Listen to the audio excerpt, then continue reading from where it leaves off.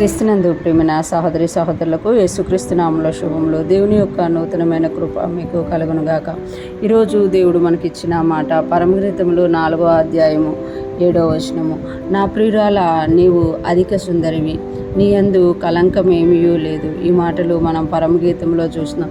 ఈ మాట తన ప్రియుడు తన ప్రియురాలతో చెప్తున్నట్టుగా మనం ఇక్కడ చూడగలం అనమాట. సులమితితో సొలొమోను చెప్తున్నట్టుగా పరమగీతాలు రాయబడినట్టు మనం చూడగలం. కానీ పరమగీతాలు సంఘానికి ప్రియుడైన యేసయ్యకి సూచనగా ఉన్నాయని మనకి బైబిల్ పండితులు తెలియజేస్తున్నమాట. ఇక్కడ మనం చూసుకుంటే, నా ప్రియురాల నీవు అధిక సుందరివి, నీ యందు కలంకమేమీ లేదు. ఒక ప్రియుడు తన ప్రియురాలతో చెప్తున్నారు కదా, నీవు అధిక సుందరివి అని చెప్తున్నారు అనమాట. అంటే నువ్వు చాలా అందంగా ఉన్నావు, ఈ లోకంలో ఉన్న వాళ్ళందరికంటే నువ్వు అందంగా ఉన్నావు, అధిక సుందరివి, సుందరివి కాదు అధిక సుందరివి అని చెప్తున్నామట.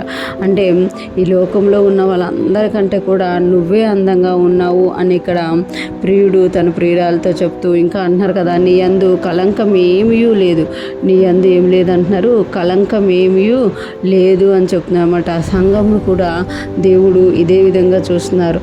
సంఘాన్ని దేవుడు అంటున్నారు కదా, యేసయ్య నీవు అధిక సుందరివి అని చెప్తున్నామట. సంఘము అంటే యేసయ్య రక్తం చేత కడగబడిన వారు, విమోచింపబడిన వారు, యేసయ్యని సొంత రక్షకుడుగా అంగీకరించినవామట. యేసయ్య సంఘాన్ని చూసి అంటున్నారు కదా, నీవు అధిక సుందరివి, నీ యందు కలంకం ఏమీ లేదు.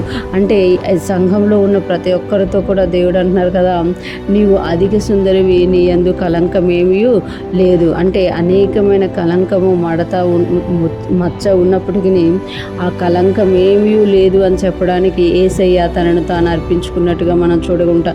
ఎఫెసీయులకు రాసిన పత్రిక 5వ అధ్యాయంలో మనకి ఉంటుంది కదా, భార్యాభర్తల సంబంధం గురించి చెప్తున్నప్పుడు తన భార్య యందు మచ్చైనను ముడతైనను కలంకమైన మరి ఏది లేకుండా తను పవిత్రపరచడానికి తను తాను అర్పించుకొనను అని అక్కడ రాయబడి ఉంటుంది. అంటే యేసయ్య తనను తాను అర్పించుకొని తన యొక్క వధువు సంఘాన్ని ఎలా చేశారు దేవుని ఎదుట అంటే మచ్చ కానీ ముడత కానీ కలంకం కానీ మరి ఏదైనా లేకుండా చేశారట. అంటే ఒక ప్రియుడు తన ప్రియురాల్ని ఎంతగా ప్రేమిస్తున్నారు అనేది ఇక్కడ చూపిస్తున్నామట. తన యందు కలంకం ఏమీ లేదు అని చెప్పడానికి తనను తాను అర్పించుకున్నారు. ఈరోజు ఫ్రెష్ మనం వింటున్న ప్రతి ఒక్కరూ జ్ఞాపకం చేసుకోవాలి, మనందరి జీవితాల్లో అనేకమైన బలహీనతలు, అనేకమైన శోధనలు, అనేకమైన కలంకాలు, అనేకమైన మచ్చలు ఉండొచ్చు. కానీ యేసయ్య మనల్ని ఎలా చూస్తున్నారు అని అంటే, ప్రియురాల నువ్వు అధిక సుందరివి, నీ యందు కలంకం ఏమీ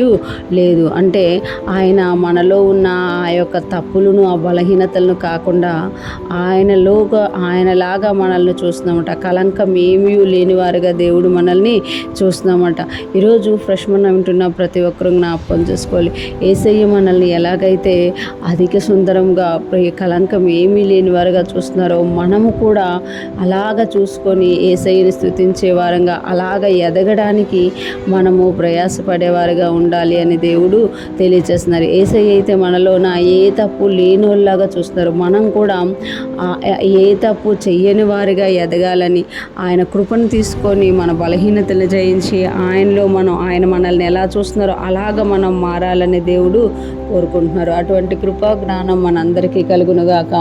యేసయ్య మనల్ని ఎలాగ చూస్తున్నారో అలాగ మనం ఎదిగి ఆయనకు మహిమకరంగా జీవించుదుము గాక. ఆమేన్.